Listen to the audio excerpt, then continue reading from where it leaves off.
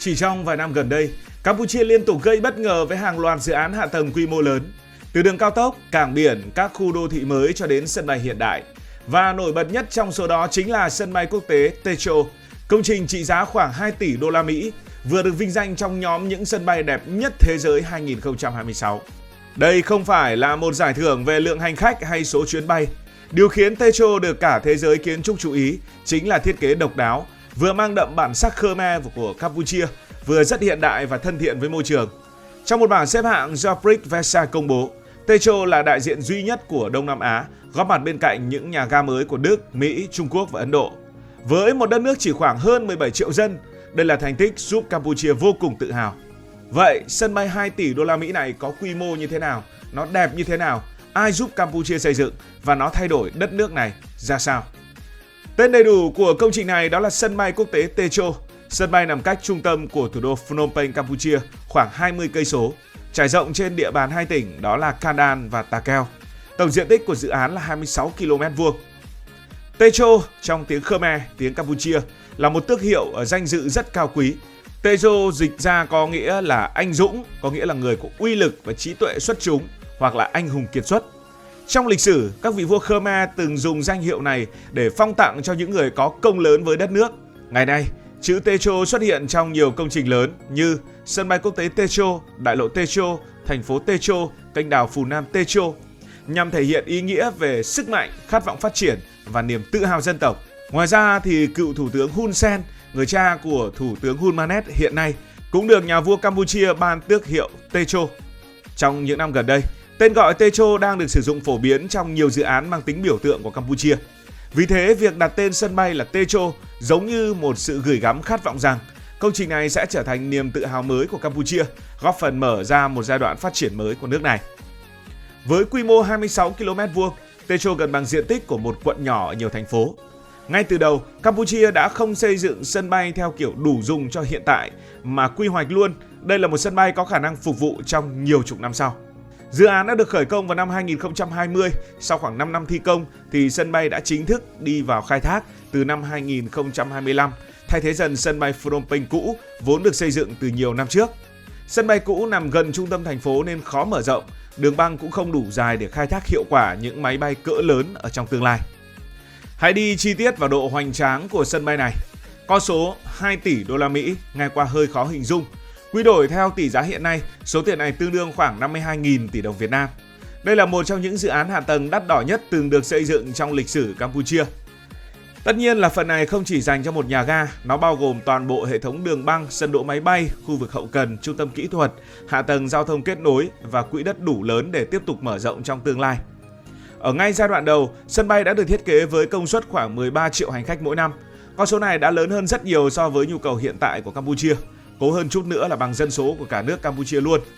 Theo quy hoạch, sau các giai đoạn mở rộng kế tiếp, công suất sẽ tăng lên khoảng 30 triệu rồi 45 triệu và cuối cùng đạt khoảng 50 triệu hành khách mỗi năm. Và nếu đạt được mục tiêu này, Techo sẽ trở thành một trong những sân bay lớn nhất Đông Nam Á, công suất gấp khoảng gần 3 lần dân số Campuchia. Không chỉ lớn về số lượng hành khách, sân bay còn được xây dựng theo tiêu chuẩn 4F. Hiểu đơn giản, đây là tiêu chuẩn cao cấp nhất theo phân loại của Tổ chức Hàng không Dân dụng Thế giới. Điều đó có nghĩa là sân này đủ khả năng tiếp nhận những chiếc máy bay thương mại lớn nhất hành tinh như là Airbus A380 hay là Boeing 7478.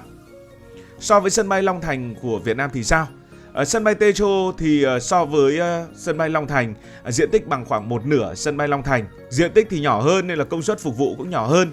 Giai đoạn đầu của Campuchia là 13 triệu hành khách mỗi năm, còn Long Thành giai đoạn 1 đã được thiết kế cho 25 triệu hành khách mỗi năm. Khi hoàn thành toàn bộ quy hoạch, sân bay Techo hướng đến khoảng 50 triệu hành khách mỗi năm, trong khi sân bay Long Thành đặt mục tiêu 100 triệu hành khách mỗi năm, tức là cái gì hầu như là cũng gấp đôi hết. Tuy nhiên, xét trong bối cảnh của từng quốc gia thì sân bay Techo vẫn là một dự án cực kỳ lớn. Với dân số chỉ khoảng 17-18 triệu người, sân bay có công suất tối đa 50 triệu hành khách mỗi năm là cực kỳ tham vọng. Trong khi đó, Long Thành được định hướng là trung tâm trung chuyển quốc tế của Việt Nam, phục vụ nền kinh tế hơn 100 triệu dân và dần thay thế vai trò của sân bay quốc tế Tân Sơn Nhất vốn đã quá tải trong nhiều năm qua. 2 tỷ đô la Mỹ, con số lớn với Campuchia. Vậy ai đã giúp họ xây dựng sân bay này?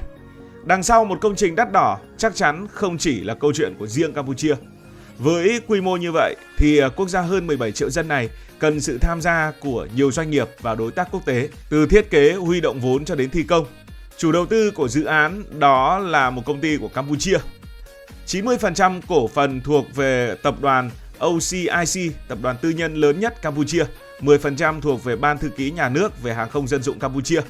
Điều đó có nghĩa đây là một mô hình kết hợp giữa tư nhân và nhà nước. Tuy nhiên, nếu hỏi nguồn lực quốc tế đến từ đâu thì câu trả lời nổi bật nhất chính là Trung Quốc.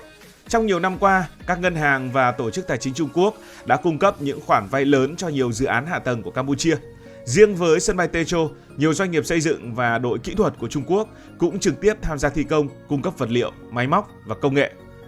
Về mặt thiết kế, để mà sân bay đẹp như vậy và được xếp hạng, thì hãng kiến trúc nổi tiếng của Anh Foster and Partners chính là bên thiết kế sân bay này. Đây là bên chịu trách nhiệm thiết kế toàn bộ nhà ga. Cái công ty này thì cũng khá là quen thuộc trong giới kiến trúc.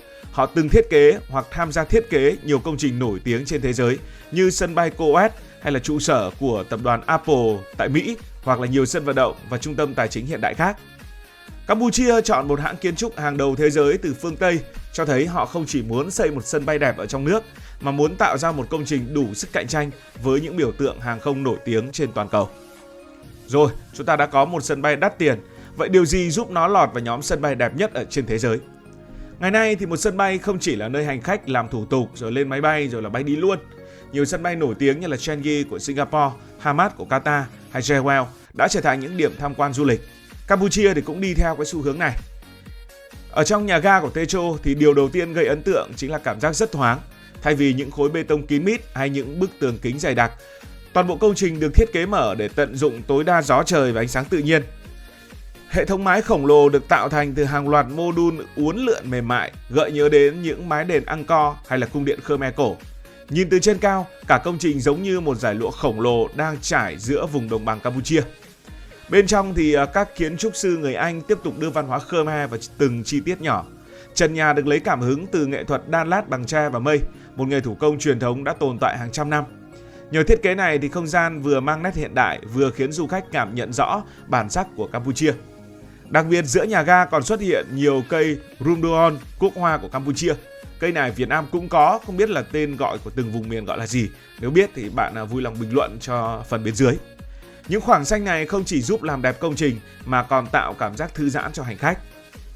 Một yếu tố đáng chú ý khác, tức là cái xu hướng của thế giới bây giờ là bền vững, thì cái nhà thiết kế của Anh đã thiết kế hệ thống mái che cực lớn nhằm giảm bức xạ mặt trời, hạn chế hấp thụ nhiệt và tận dụng tối đa thông gió tự nhiên.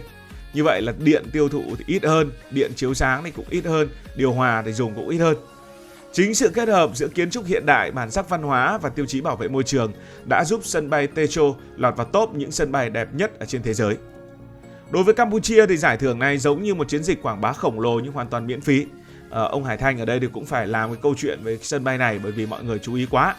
Mỗi lần truyền thông quốc tế nhắc đến một trong những sân bay đẹp nhất thế giới, cái tên Campuchia sẽ lại xuất hiện. Điều đó góp phần thay đổi hình ảnh của đất nước này trong mắt rất nhiều người.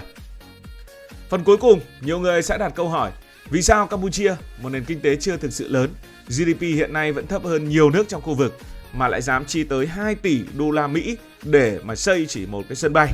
Thì cái câu trả lời nó nằm ở tương lai. Nếu nhìn lại khoảng 15 năm trước, Campuchia gần như chỉ được biết đến với Angkor Wat.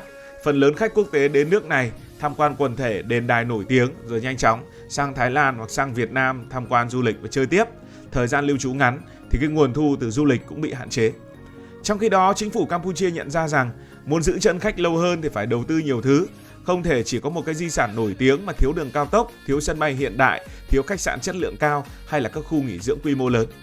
Chính vì vậy, trong vài năm gần đây, Campuchia liên tục đầu tư vào hạ tầng, xây cao tốc Phnom Penh Sihanouk View, nâng cấp cảng biển nước sâu, phát triển các khu công nghiệp mới, xây dựng sân bay quốc tế hiện đại, bao gồm sân bay Techo ở Phnom Penh, sân bay mới tại Siem Reap và dự án mở rộng sân bay Sihanouk View.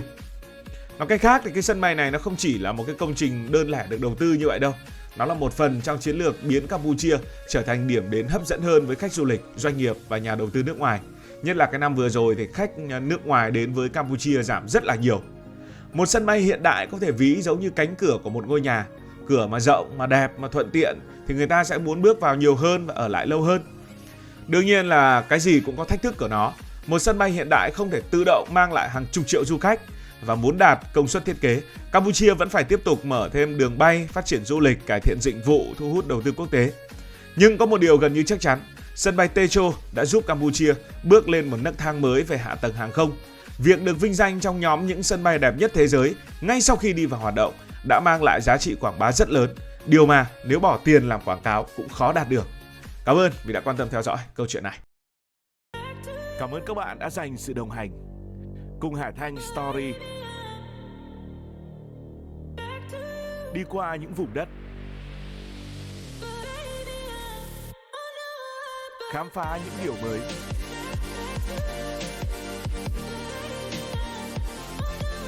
Đừng ngần ngại, hãy để lại những góp ý và xin được hẹn gặp lại.